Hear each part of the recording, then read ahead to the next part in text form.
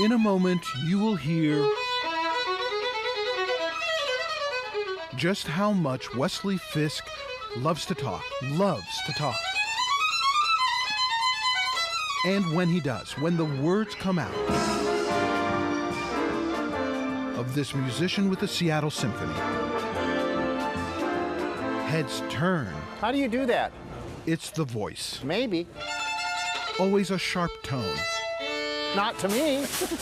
That voice. That's nuts, isn't it? Wes has a very distinctive voice. So things happen for a reason. That is quite different. And they're sitting here, and I'm talking, I'm backing up, and the lady over here says, will that be plastic? It's a voice And you I would looked never at forget. Harry. I just know I'm backing up and backing up, backing up and backing, backing up and backing up.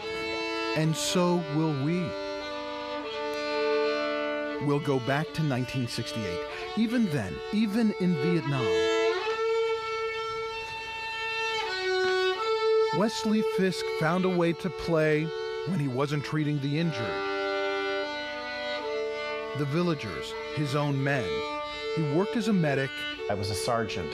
with the 4th Medical Division. It wasn't a piece of cake. It was awful. He saw friends die. With just 2 weeks left in his tour of duty, Sergeant Fisk, injured, had to be airlifted out of a Vietnamese village. He never went back. I have pictures of people. I have slides of people that I worked with, and I don't know how to reach them today. I don't even know if they're alive.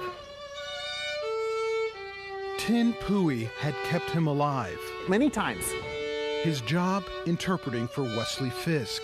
Tin's talent, he could spot the enemy. When they knew the Viet Cong were out there, we never went. 36 years later, it still bothers this retired sergeant. I couldn't say goodbye to anybody. He never thought he'd get to say hello again. Wesley's wife, Retta, needed toothpaste. So, this is where we came. They never come here, to the PCC grocery store on Aurora. This is where she grabbed the toothpaste. At the Green Lake store, Wesley stood online, bumped into old friends, Harry and Annette Case. Wesley was talking to you two. Yeah. Yes, yes. They're retired people from the symphony. And they're sitting here, and I'm talking, I'm backing up and backing up, and pretty soon I get a tug on my sleeve, and I look over here, and he says, you Vietnam? And I said, yeah, I'm Vietnam. And I looked away, and I thought, I know this guy. The guy tugging on his sleeve How are you today? was bagging groceries. An old friend who recognized a familiar voice. That's Tin Pui. As soon as you heard the voice, you knew, right? Yeah, right. From here all the way to a good 4 or 5 minutes of yakking to key in and say, where have I heard that voice? Where have I heard that voice? We hug, jump up and down, right? Oh yeah, I never figured he got out of Vietnam alive. Where did you think he was? I don't know for sure. Just a miracle. This is an incredible story.